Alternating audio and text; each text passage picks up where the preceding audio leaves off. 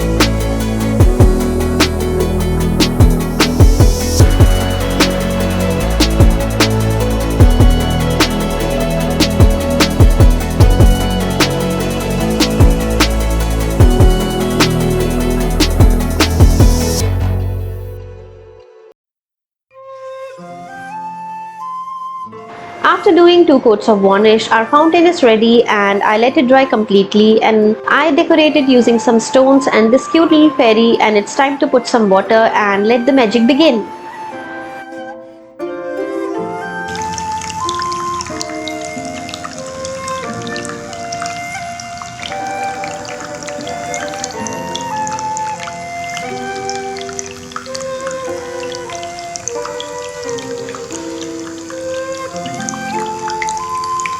I hope you all love this super easy and creative fairy fountain. If you love this video, don't forget to give me a thumbs up and share your valuable feedbacks. Also share it with your friends and family. Thanks for watching. See you in next one.